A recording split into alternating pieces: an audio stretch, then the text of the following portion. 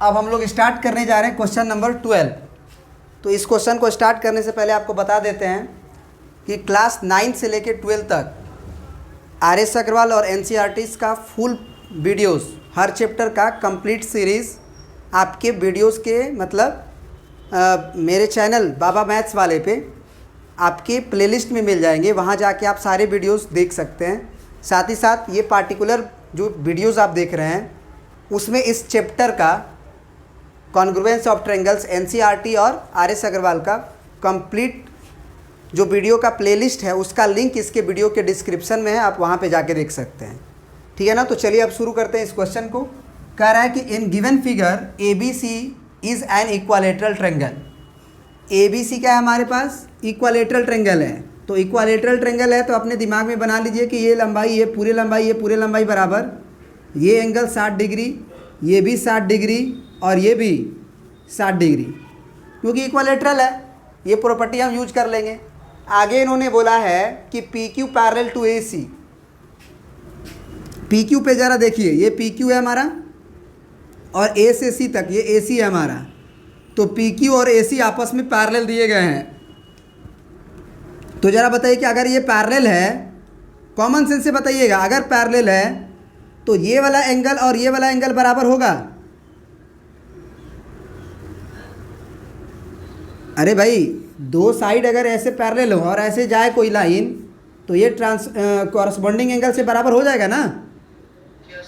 तो ये वाली बात हम यूज कर सकते हैं। ये दिमाग में बिठाइएगा कि ये लाइन के पैरेलल है तो ये 60 है तो ये भी 60 ही होगा। सही है जी, ये भी 60 डिग्री होगा। तो अगर ये 60 हो गया तो ये भी तो 60 ही हो जाएगा फिर। तो फिर से ये तीनों छोटा वाला ट्रायंगल भी आपस में क्या हो गया? इक्वालेटरल हो गया। बात आ रही है कि नहीं समझ में? आ रही है बात समझ में?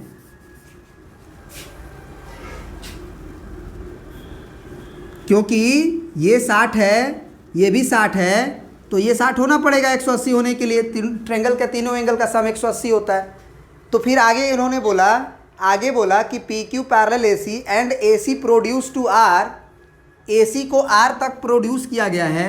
फिर बोला गया सच दैट, कुछ इस तरह से कि जो सी आर की लंबाई है, ये सी है आपका, ये आर है आपका, और सी आर की लंबाई और बी पी की लंबाई, बी से पी की लंबाई बराबर होना चाहिए। कॉमन सी बात है, ये लंबाई बराबर होनी चाहिए। उतना ही लंबाई को बढ़ाया गया। उसके बाद उन्होंने बोला तो प्रूफ कीजिए कि Q से अगर R को ज्वाइन करिएगा, QR लाइन को ज्वाइन कीजिएगा तो वो बाइसेक्ट करेगा, आधा करेगा। किसे आधा करेगा? PC को। तो PC कौन है? ये है। मतलब हमें ये प्रूफ करना है कि PM की लंबाई किसके बराबर होगी? CM के। Prime minister is equal to chief minister. समझ रहे हो?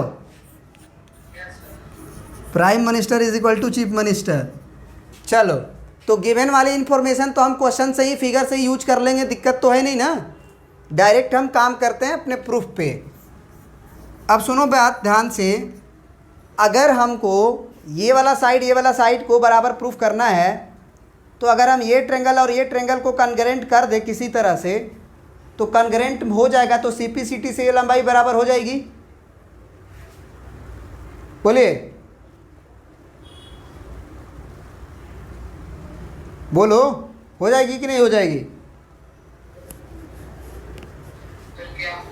हम बोले कि अगर हमको पीएम की लंबाई सीएम के बराबर करना है तो अगर हम ये ट्रायंगल और ये ट्रायंगल को कॉन्ग्रुएंट कर दे तो हमारा काम नहीं बन जाएगा। ये हमारा क्या था? M था, ये हमारा P था, है ना, ये हमारा P था। थोड़ा सा इसको और आगे प्रोसीड कर दो, ऐसे था कुछ तिरछा, और ये Q था। ठीक है ना। तो ये वाला एक ट्रायंगल था, एक नीचे एक ट्रायंगल था, ऐसे कुछ करके यहाँ से ऐसे गया था, और यहाँ से आपका ये कुछ तिरछा आया था ऐसे करके, है ना, ऐसे, और ये वाला ऐसे गया था। तो हम ये बोल रहे थे कि ये C था और ये आपका M था और ये R था। हम ये कह रहे थे कि ये दोनों ट्रायंगल अगर कॉन्ग्रुएंट हो जाएगा तो PM भाई जी CM के बराबर हो जाएंगे। तो यहाँ से एक तो साफ दिख रहा है कि ये वर्टिकल अपोजिट एंगल बराबर है। बोलो, एंगल M के बराबर है ना।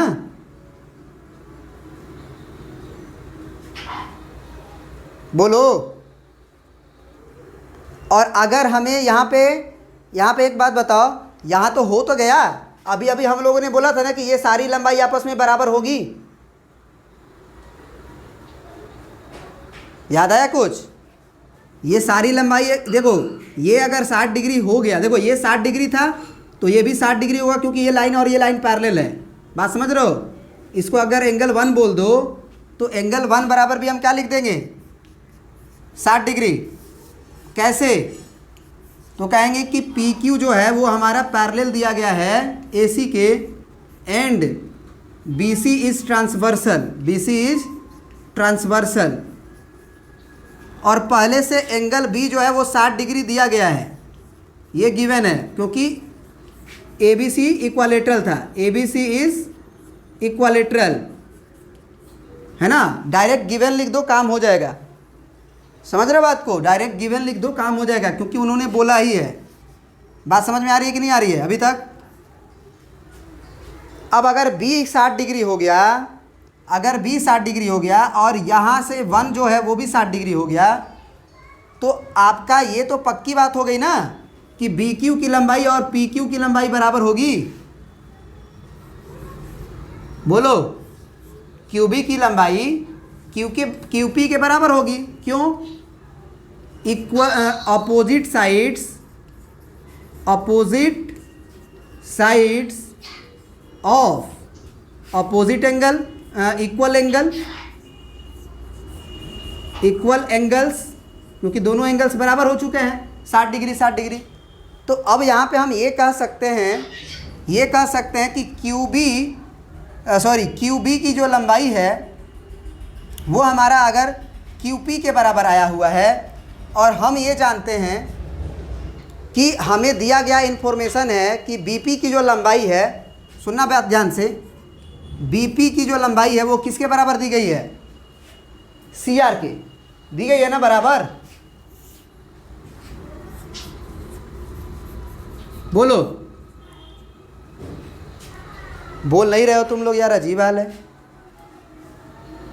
तो देखो यहाँ तक बात समझ में आ गई कि बीपी हमारा सी आर के बराबर है, यानी कि अगर बीपी सी आर के बराबर है और बीपी, अच्छा एक बात बताओ, अगर ये एंगल बी भी 60 डिग्री आ गया है, अगर एंगल बी भी 60 डिग्री आया है, तो ज़रा बताओ आप हमें कि यहाँ से हम एंगल क्यू को भी 60 डिग्री लिखेंगे कि नहीं लिखेंगे?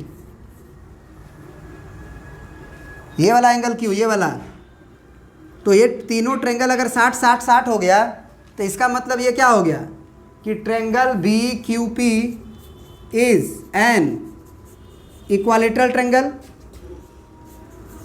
बोलो, और जैसे ये ट्रेंगल इक्वालेटरल हुए, सुनना हमारी बात को ध्यान से, तो सारी लंबाई आपस में बराबर होगी, बी पी बराबर पी क्यू बराबर बी क्यू, और चूंकि हमको ये सी आर की लंबाई बी पी के बराबर दी गई है, चूंकि हमें बी पी की जो लंबाई है वो सी आर के बराबर दी गई है, आप इसको इक्वेशन 1 मान सकते हो, इसको इक्वेशन 2 मान सकते हो। तो फ्रॉम 1 एंड 2 क्या लिख दोगे? फ्रॉम 1 एंड 2 जो पी क्यू की लंबाई है वो किसके बराबर हो जाएगी? सी आर के, क्योंकि यही तो मेरा उद्देश्य था ना कि ये दोनों ट्रेंगल को अगर कॉन्ग्रुएंट करना है तो पी क्यू की लंबाई सी आर के बराबर। तो ये अगर बी पी सी आर के बराबर है और बी पी जो है वो क्यू पी के भी बराबर हो ही गया, तो आपस में पी क्यू बराबर सी आर हो ही जाएगा ना। अब ये साइड के बराबर हो गया, ये वर्टिकल अपोजिट एंगल से बराबर है, और चूँकि ये लाइन के पैरेलल है, ये पूरा लाइन, और ये क्यू आर को अगर आप ट्रांसवर्सल माने तो ये वाला एंगल और ये वाला एंगल आपस में बराबर होगा ऑल्टरनेट इंटीरियर एंगल से। बोलो, तो इसको आप 3 बोल दो, इसको आप 4 बोल दो, तो एंगल 3 बराबर हम क्या लिख देंगे? एंगल 4। कैसे? तो हम लिखेंगे कि पी क्यू पैरेलल है ए सी के, एंड क्यू आर एक ट्रांसवर्सल है, क्यू आर एक ट्रांसवर्सल है, पूरा आप लिख देना transversal. Then alternate interior angles are equal, पूरा अच्छे से लिख देना, alternate interior angles are equal. अब जैसे ही ये बराबर हो गए तो हमारे 2 एंगल बराबर दिख गए, 2 एंगल क्या हो गए? बराबर दिख गए। समझ रहे हो बात को? और एक साइड बराबर हमने कर लिया है। तो अगर दो एंगल बराबर और एक साइड बराबर तो कौन कौन सा एंगल बराबर हुआ? ये एंगल 3 हुआ था, ये एंगल आपका 4 हुआ था, और एक साइड हम कौन बराबर ये वर्टिकल अपोजिट एंगल से बराबर हुए थे। और एक साइड कौन सा हम लोगों ने बराबर किया है? तो पी क्यू की लंबाई को हमने किया है बराबर सी आर की लंबाई की। तो ज़रा बताओ, ये साइड दोनों एंगल के बाहर हो गया ना, एंगल एंगल साइड हो गया ना, समझ रहे हो बात को? ये देखो एंगल एंगल साइड हो गया। तो by angle angle side congruency, congruency triangle आपका कौन सा? बोलिए जल्दी। Q P M, Q P M, Q P M is congruent to, तो अगर क्यू पी लिए हो तो 2 वाला 2 के बराबर होगा, तो आप ये कह सकते हो कि आर सी एम के बराबर होगा। आप एक बार चेक कर लो, एंगल क्यू जो है वो किसके बराबर है? आर के। तो क्यू आर पे मैच करना चाहिए। क्यू आर पहला मैच किया, एंगल एम लास्ट में, यहाँ भी एंगल एम लास्ट में, ठीक है, 2 मैच कर गया तो तीसरा मैच कर ही जाएगा। तो ये जैसे ही बराबर हुआ, दिस इम्प्लाई हम क्या लिख देंगे? पी एम की लंबाई सी एम के बराबर, दूसरा तीसरा दूसरा तीसरा, this imply Q R bisect, Q R bisect P C. यही ना प्रूफ करना था? बात समझ में आई? प्रिंट कर लीजिए।